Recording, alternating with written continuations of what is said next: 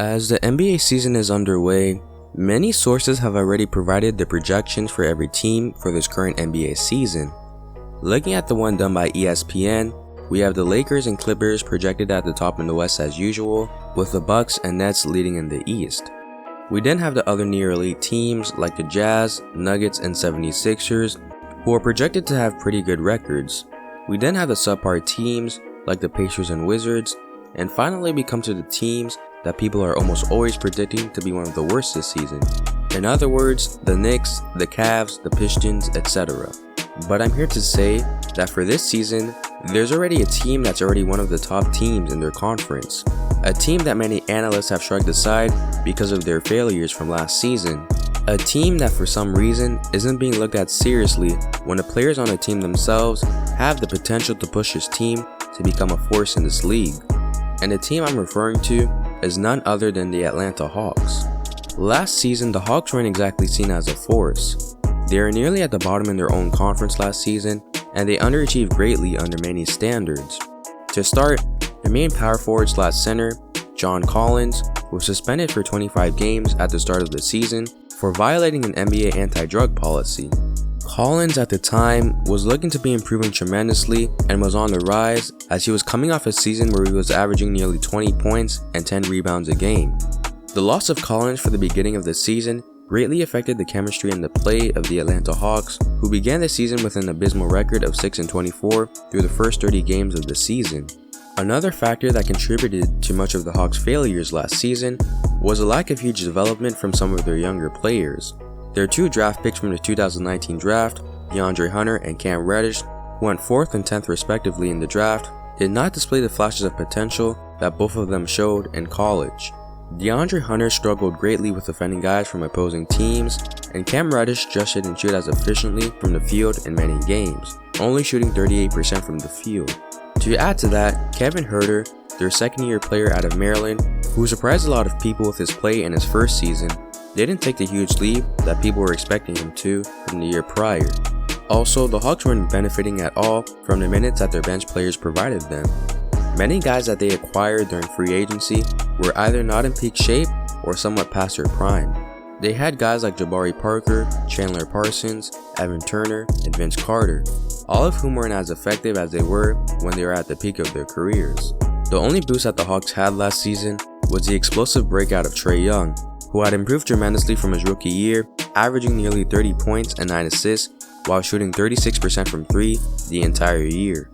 His play earned him a starting role in the All-Star game, but in the end, he couldn't lift the Hawks to a playoff seed with what he had around him. So with their underachievement last year, of course analysts are going to stay away from the Hawks.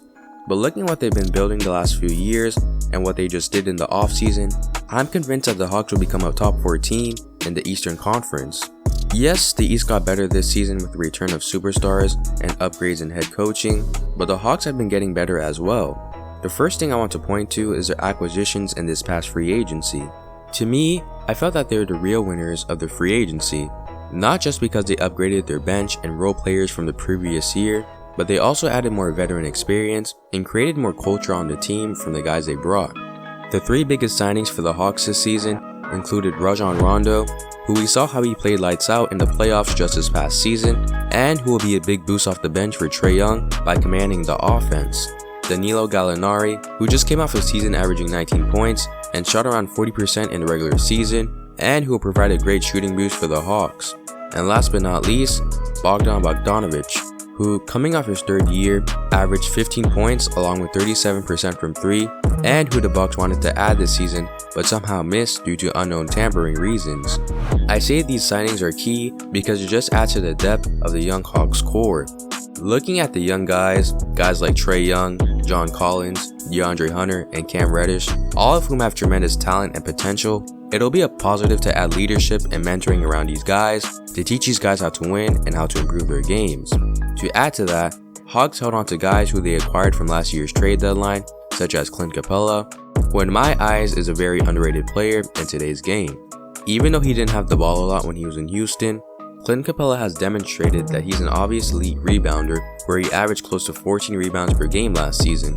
He can also dominate the paint on both ends where he's a great shot blocker that can prevent guys from coming into the paint, and he's a great finisher around the basket, where he converts almost all of his lobs and can score well in the post area. Capella will be a key this season in helping the Hawks become a rising team, seeing as he's going to have to play a lot of minutes as their only real center and rim protector.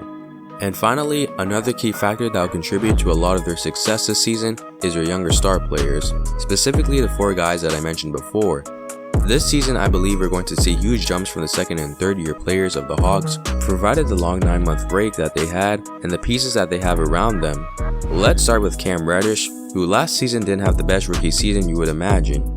Coming into the league, he was expected to be a good shooter and a good defensive player, basically a 3-and-D guy. However, he of course struggled shooting the 3-ball at 33% when he got into the NBA, and he himself realizes his need for improvement from the outside. I'm sure in the past 9 months, since the NBA shut down, he's been consistently working and improving on his 3-point shot.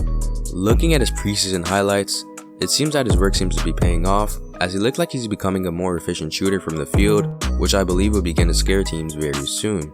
Next, we have DeAndre Hunter, who played well in terms of offense last season, but mainly struggled on the defensive end.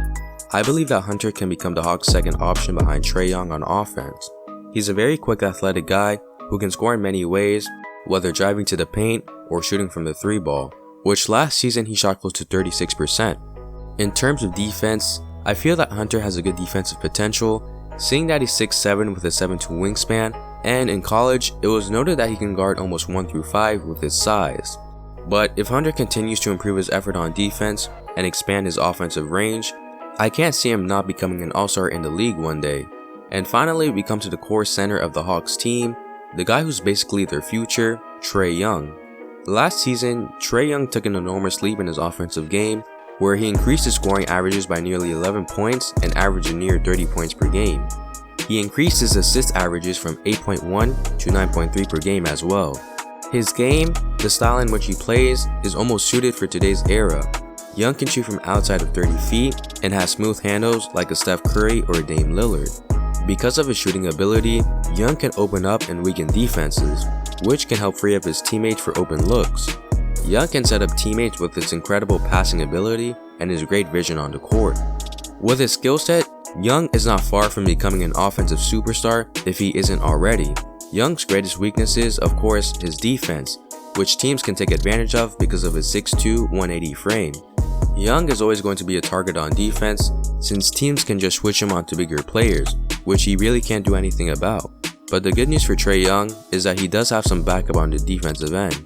He has versatile guys who can guard multiple positions like John Collins, Cam Reddish, Rajon Rondo, and Clint Capella.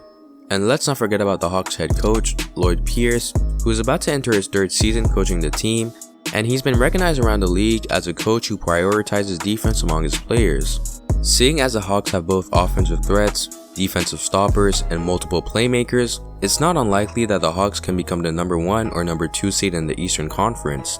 If they can develop the right chemistry, have the right leaders, and carry the same focus throughout the entire season, there's no stopping the Hawks bandwagon from taking shape anytime soon. But that's just my opinion and how I view the Hawks this season. Leave your thoughts in the comments and I'll be happy to see what you've shared. If you enjoyed this video, please leave a like, and if you want to see more, subscribe for a new video every week. Peace.